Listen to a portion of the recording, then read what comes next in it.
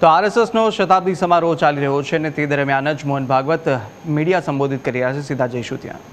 जब प्रश्नकर्ता का नाम मन से बोला जाए तो कृपया वे अपने स्थान पर खड़े हों, ऐसी आप सबसे विनती है। हाँ जी, ठीक है। भारतीय ज्ञान परंपरा, doctor Rajagopala, Ayurveda Vaidya and teacher. What is the initiative taken by RSS or its subordinate organizations in propagation or popularization of Indian knowledge system? What measures are envisioned for the future? RSS has no subordinate organizations. The organizations in which Swayamsevaks are working are independent, autonomous, and they are expected to be self-dependent. But there is no subordination of any kind in RSS. As an organization, in RSS, we daily sing Ekatmata Stotram. तो एकात्मता स्तोत्रम, उसमें पहले सच्चिदानंद रूपाय भगवान को वंदन है, फिर मातृभूमि का वंदन है, उसके बाद भारत की नदियाँ, भारत की पहाड़, इनके नाम हैं, फिर ऋषि परंपरा से लेकर तो वैज्ञानिकों तक सबके नामों का उल्लेख है।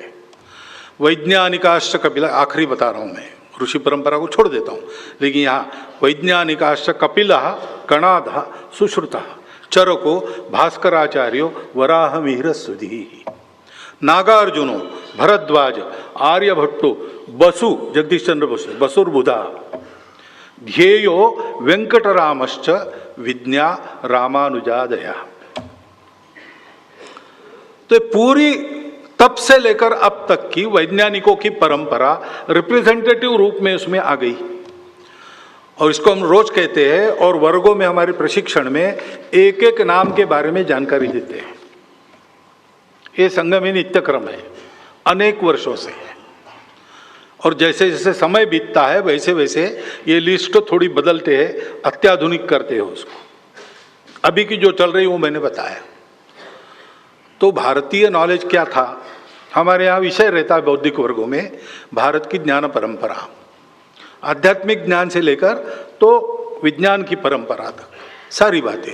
सोनी जी बैठे उसमें, उनकी पुस्तक है, वो बड़ी लोकप्रिय है संघ के बाहर भी। तो हमारा तो ये विषय पहले से है, भारत की ज्ञान परंपरा का ध्यान रखना। अब शिक्षा में भी वो 4 संगठन काम कर रहे शिक्षा क्षेत्र में, उनके प्रयासों से नई शिक्षा नीति में भी वो विषय आया है। और पहले तो ये सुनाई नहीं देते थे शब्द, भारतीय ज्ञान परंपरा कहना इट वॉज ए टाबू। लेकिन आज मैं शिक्षा सम्मेलनों में जाता हूँ, इधर उधर जाता हूँ, कई जगह सारे देश के यूनिवर्सिटीज में लोग चर्चा करते हैं भारतीय ज्ञान परंपरा, IKS ऐसा कहते हैं। तो बस इस प्रयास को और गति बढ़ाएंगे तो और अच्छा होगा, वो हमारे संगठन इसकी चिंता करेंगे। और क्या है, फोन को साइलेंट रखने से सभी को सुविधा रहेगी, एक बार फोन चेक कर लेंगे तो अच्छा हो जाएगा। संघ एवं